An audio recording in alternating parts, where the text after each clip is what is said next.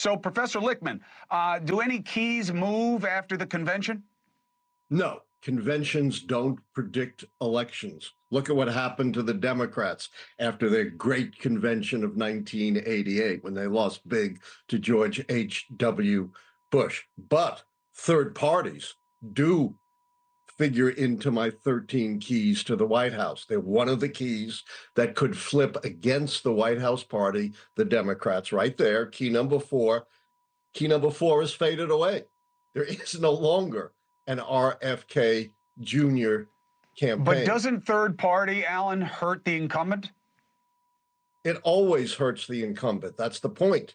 There isn't a significant third party left with RFK Jr., first of all, falling off the table and then dropping out of the race. It probably wouldn't have hurt the incumbents even if he had stayed in the race, because he was heading down into the low single digits, way below the threshold needed to turn that key. And this idea that he could somehow turn, votes over to Trump is absolute nonsense. It was the most incoherent endorsement I have ever heard. And, the speech was rambling. It was filled with grievances, filled with falsehoods. I don't see how it could persuade anyone to follow RFK Jr.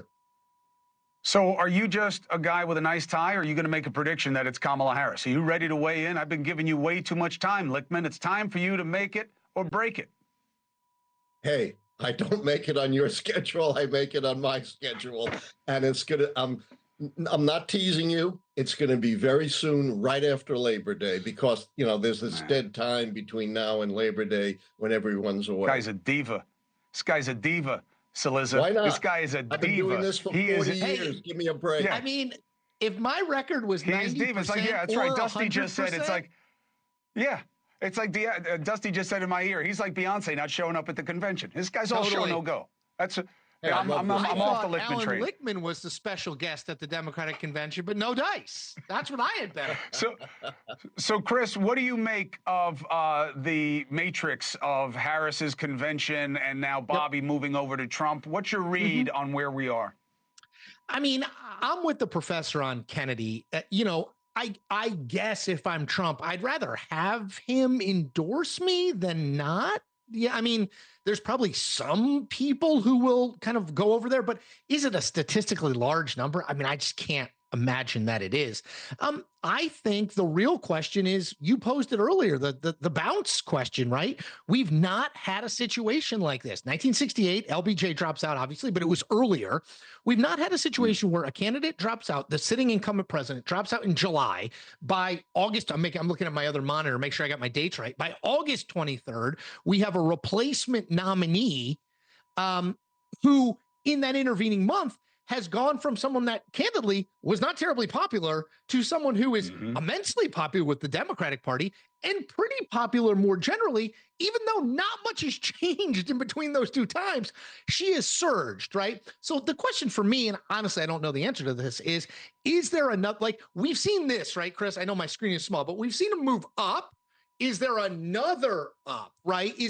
Does she go from ahead of Trump by 1 to 3 to ahead of Trump by 4 to 6? I don't know the answer to that, because again, we're kind of through the looking glass. We don't have data to back up what it looks like if this situation played out before, because it's never played out before. The only real bounce. That's true. That is true. That's why, Allan, that was the whole conceit behind it, which was to get away from the vagaries of temporal restrictions and find things that you could concretize, which he obviously has done. The only real bounce we saw that sustained, and I only really know this because both of these guys know I do not have an encyclopedic memory for political things, is my father nominated Clinton in '92. He got like a 16 or 17 point bump after the convention, and he was always very solicitous with my father about it, whether or not he had anything to do with that. But it doesn't look like she got a big statistical bounce in the immediate polling thereafter, Allan. That does not surprise you. No, it doesn't surprise me at all. Bounces have really been pretty minimal in recent elections. But the whole point of the keys is to forget the polls, which are snapshots. They're not predictors. Ignore the pundits, but not my friend Chris. I love him. I was going to say. And keep your eye on the big picture as gauged by the keys to the White House. Hey, thanks for watching. Go to joinnn.com to find NewsNation on your screen. And don't forget, click the red subscribe button below to get more of NewsNation's fact-driven, unbiased coverage.